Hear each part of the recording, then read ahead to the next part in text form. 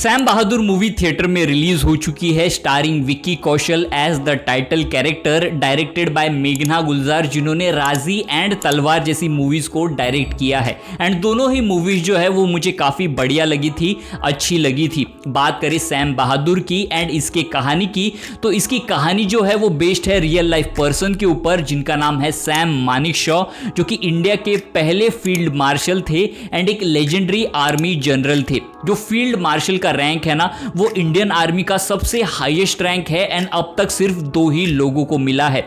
जो सैम मानेकशॉ है उनका 40 साल का करियर स्पैन था इंडियन आर्मी के अंदर एंड उस 40 साल के करियर स्पैन में वो 5 वॉर में इन्वॉल्व थे। सेकेंड वर्ल्ड वॉर से लेके 1971 के इंडिया पाकिस्तान वॉर में, जिसमें उन्होंने बांग्लादेश को आज़ाद किया, लिबरेट किया, उसके अंदर उन्होंने एक क्रूशियल रोल प्ले किया है। इस मूवी की कहानी जो है वो दिखाती है कि जब सैम मानेकशॉ जो है जब इंडियन ब्रिटिश आर्मी में थे तब से लेके जब उन्हें पहला फील्ड मार्शल का रैंक मिला एंड उसके बाद जब वो रिटायर्ड हुए वहां तक की कहानी जो है ये मूवी एक्सप्लोर करती है। एंड इस दौरान के जो उनके लाइफ के मेन इवेंट्स है उनके लाइफ के इस मूवी के अंदर दिखाए गए हैं, दर्शाए गए हैं। बात करते हैं मूवी के कुछ पॉजिटिव एंड कुछ नेगेटिव एस्पेक्ट्स के बारे में। सबसे पहले नेगेटिव, तो सैम मानेकशॉ के लाइफ के जितने भी टर्निंग पॉइंट्स है, क्रूशियल मोमेंट्स है, मेन इवेंट्स है जब वो आर्मी में थे या फिर पर्सनल लाइफ में, जैसे कि जब वो पहली बार अपने वाइफ से मिलते हैं या फिर जब उन्हें गोली लगती है,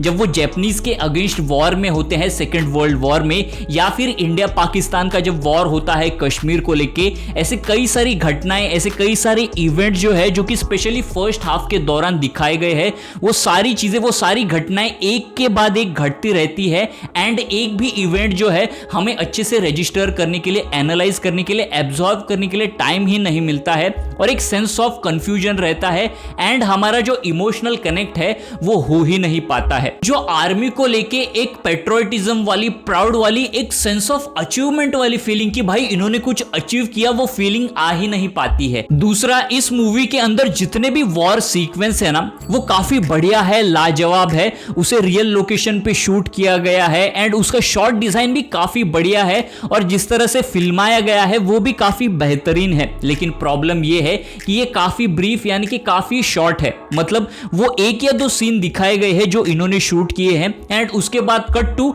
रियल लाइफ हिस्टोरिक फुटेज जो है वो हमें यहाँ पे दिखाई गई है, जो एक्चुअल में हुआ था वो हमें यहाँ पे दिखाया गया है, जो कि अच्छी बात है, बढ़िया है। लेकिन जो एक सेंस ऑफ एक एक्साइटमेंट है, जो थ्रिल है एंड जो एज ऑफ द सीट वाली फीलिंग है जो वॉर सीक्वेंस में हमें फील होनी चाहिए थी वो फील होती नहीं है। जो फैक्ट्स इन्होंने दिखाए हैं वो बढ़िया है, लेकिन मैं प्रिफर करता कि ये लोग अगर उस वॉर सीक्वेंस को अगर खुद ही शूट करके हमें दिखाते ना कि क्या हुआ था, उसे रेप्लिकेट करने की कोशिश करते तो वो बढ़िया लगता, बेहतरीन लगता। एंड मैं सारे इवेंट्स की बात नहीं कर रहा हूं, एक ही इवेंट्स वो लोग उठाते एंड उसे अच्छे से दर्शाते ना तो वो बढ़िया लगता। एंड इस वजह से ये भी लगता है कि जो सैम मानेकशॉ की लाइफ में इतने सारी घटनाएं, इतने सारे जो इवेंट्स है, इन्होंने एक ही फिल्म के अंदर उसे कॉम्प्रेस करने की जो डालने की कोशिश की है ना, उस वजह से ऐसा फील होता है कि इन्होंने कहीं गलती तो नहीं कर दी। इस फिल्म को फिल्म नहीं बल्कि एक सीरीज होना चाहिए था। एंड इस वजह से कुछ लोग नहीं, बहुत सारे लोग जो है वो ये भी कह रहे थे कि ये मूवी नहीं बल्कि एक डॉक्यूमेंट्री स्टाइल फिल्म फील होती है। बट मैं डॉक्यूमेंट्री भी नहीं कहूंगा, ये मोर लाइक एक एजुकेशनल, एक इंफॉर्मेटिव मूवी फील होती है जो कि हिस्टोरिक चैप्टर्स की तरह अनफोल्ड होती रहती है। ओवरऑल मूवी की जो कास्टिंग है, उनके जो परफॉर्मेंस है ना वो काफी बढ़िया है, बेहतरीन है। लेकिन कुछ कैरेक्टर की जो कास्टिंग है ना वो मुझे जमी नहीं, जैसे कि नीरज काबी एज पंडित नेहरू जी, वो उस रोल में जचे नहीं।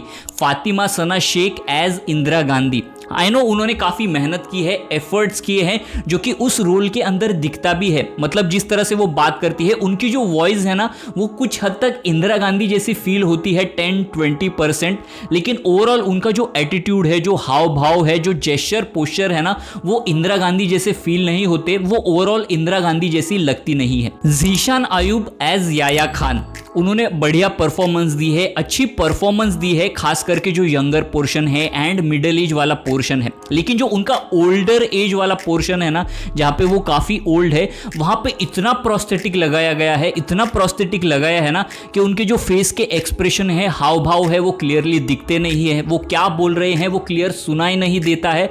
मतलब हाँ, हो सकता है रियल लाइफ में वो वैसे दिखते हो, बट यहाँ पे ना सिनेमैटिक लिबर्टी लेनी चाहिए थी जो उनका एकदम ओल्डर वाला पोर्शन है। मतलब वो ना एक नेगेटिव पॉइंट हो जाता है वहाँ पे, जिस तरह से वो परफॉर्म करते हैं, वो उनकी जो परफॉर्मेंस है वो उस प्रोस्थेटिक के पीछे छुप जाती है एंड वो क्लियरली दिखता नहीं है, ऐसा मुझे फील हुआ। अब बात करते हैं मूवी के कुछ पॉजिटिव एस्पेक्ट्स के बारे में। They did a great job of showing कि उस दौरान के जो लीडर्स थे, पॉलिटिशियंस थे, वो क्लूलेस थे कि जो वॉर सिचुएशन है उसे कैसे डील करे, उसे कैसे फेस करे। एंड ऐसे टाइम पे सैम मानेकशॉ जो है वो स्टेप इन करते हैं with a plan of action and चीजों को जो है वो एग्जीक्यूट करने लगते हैं, प्लान करने लगते हैं, आर्मी को एक सेंस ऑफ डायरेक्शन देने लगते हैं, उन्हें मोटिवेट करने लगते हैं।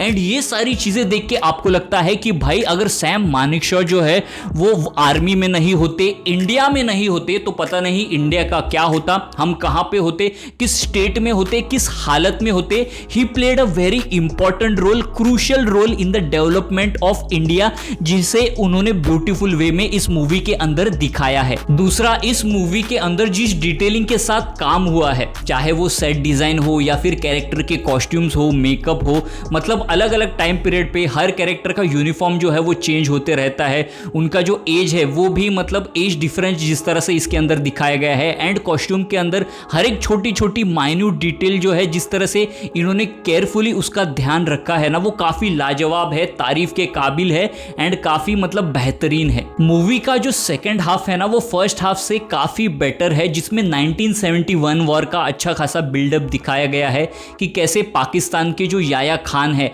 वो कैसे ईस्ट पाकिस्तान को दबाने की कोशिश करते हैं एंड उस वजह से ईस्ट पाकिस्तान में वो एक मैसेकर करते हैं, जिस वजह से जो इंदिरा गांधी जी है वो डिसाइड करती है कि हम पाकिस्तान के अगेंस्ट वॉर में जाएंगे। उसके बाद सैम मानेकशॉ जो है वो वॉर के लिए प्रिपेयर करने लगते हैं एंड जो प्रिपरेशन चल रही होती है उसका हमें एक मोन्टाज दिखाया जाता है एंड उस दौरान जो बढ़ते चलो गाना है वो बजने लगता है। वो सारी चीजें, वो सारा बिल्डअप जो है वो काफी बढ़िया लगता है, अच्छा लगता है। और फाइनली सबसे मेन रीजन, या फिर इफ आई कैन से कि एक लौता रीजन अगर आपको चाहिए ना इस मूवी को देखने के लिए, तो वो है विक्की कौशल।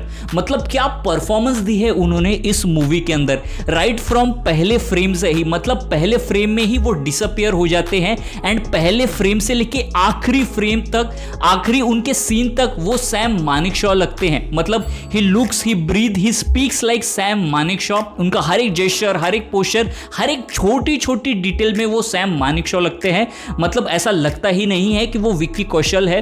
उन्होंने उस कैरेक्टर को इस बेहतरीन वे में प्ले किया है ना कि क्या ही कहूँ, जितना भी कहूँ उतना कम है उनके लिए। वो आपको बांध के रखते हैं, एंगेज करके रखते हैं। ये एक लौते रीजन है जिसकी वजह से आप एंगेज रहते हो एंड बेहतरीन, मतलब जबरदस्त परफॉर्मेंस दी है उन्होंने। एंड यार इस परफॉर्मेंस के लिए ना विक्की कौशल को नेशनल अवार्ड मिलना ही चाहिए। इस साल ना मुझे 3 परफॉर्मेंस जो है ना वो काफी बेहतरीन एंड टेरिफिक लगे। Vikrant Massey in 12th fail, Ranbir Kapoor in Animal and Sam Bahadur में विक्की कौशल। मतलब तीनों ही बेहतरीन एंड लाजवाब परफॉर्मेंस रहे हैं इस साल। It was a good and a decent attempt to make a film on the life of Sam Manekshaw. हर किसी को इस फिल्म को ना जरूर देखना चाहिए यार। इस फिल्म को डेफिनेटली जाके देखिए एंड सैम मानेकशॉ के लाइफ को सेलिब्रेट कीजिए। जिस तरह का उनका लाइफ था और जिस तरह की उनकी पर्सनैलिटी थी, he was such a charismatic, jovial and such a funny kind of person who was smart also. Politically हर चीज को लेके वो अवेयर भी थे, वो काफी इंटेलिजेंट थे एंड मतलब वो काफी सेल्फलेस थे। किसी के लिए उनके दिल में कोई हेट नहीं था। मतलब सोच के देखिए, अगर सैम मानेकशॉ नहीं होते तो पता नहीं हम कहां पे होते। मतलब आज हम जो भी चीजें एंजॉय कर रहे हैं ना उसके लिए कहीं ना कहीं वो रिस्पॉन्सिबल है, इंडिया के डेवलपमेंट के लिए वो रिस्पॉन्सिबल है एंड उनके लाइफ को सेलिब्रेट करना बनता है यार। तो उस हिसाब से इस फिल्म को जरूर एक बार चेकआउट कीजिए। तो गाइस बस आज के वीडियो के लिए इतना ही। ऐसे ही सिनेमा रिलेटेड कंटेंट के लिए मेरे सिनेस्टो चैनल को लाइक कीजिए, शेयर कीजिए एंड सब्सक्राइब कीजिए।